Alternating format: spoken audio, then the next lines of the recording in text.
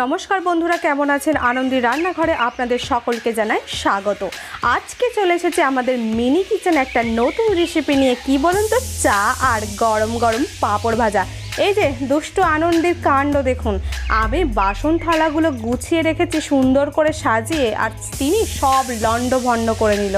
কি দুষ্টুটাই না হয়েছে, আপনাদেরকে সবসময় বলি। তো আপনারা দেখুন এই দুষ্টু আনন্দীকে আমি কি করব আপনারাই বলুন। তো কী আর করবো, কর্তা মশাইয়ের অর্ডার যে তিনি চার পাঁপড় ভাজা খাবেন, তাই কী আর করবো, উনানে বসিয়ে দিলাম হাঁড়ি।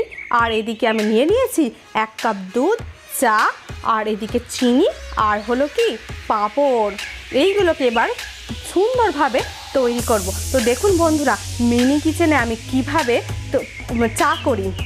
তো হাঁড়িটাতে আমি দিয়ে দিলাম কি 1 কাপ দুধ।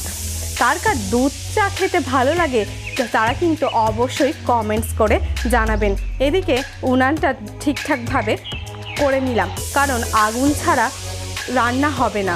জানেন তো, এই রান্নাটা সব থেকে সমস্যা হচ্ছে আগুনে। এই আগুন যদি না হয় তাহলে কিন্তু রান্না করে সুখ নেই। বেশ কয়েকবার খুব সমস্যায় পড়েছিলাম। এবার দেখুন, এখানে দুধটা উতলে এলে আমি এখানে চা চিনিটা দিয়ে দিলাম। এবার খালি ফোটার অপেক্ষায় আছি। চাটা ফুটে গেলেই কিন্তু কর্তামশাইকে দিয়ে দেব, কারণ তিনি আবার সময় না পেলে তারা আবার রাগ হবে।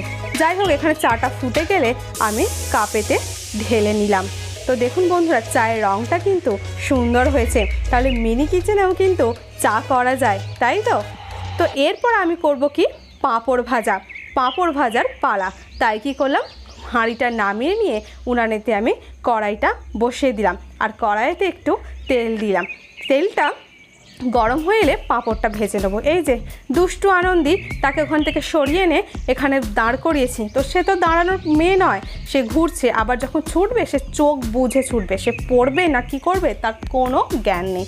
তো এদিকে পাঁপড়টা আমি ভেজে নিলাম সুন্দর করে। আর একটু ছিল যেগুলো ভেজে নিলাম, কারণ কি এখন আর কর্তা মশাই একা চলবে না, কারণ তার মেয়েও এখন খেতে শিখেছে।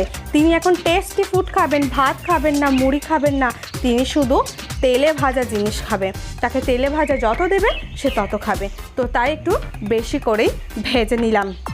তো দেখুন বন্ধুরা, আমাদের কিন্তু চা আর পাঁপড় ভাজা রেডি। কাদের এরকম বিকালবেলা দুধ চা আর পাঁপড় ভাজা খান তারা কিন্তু অবশ্যই কমেন্টস করে জানাবেন।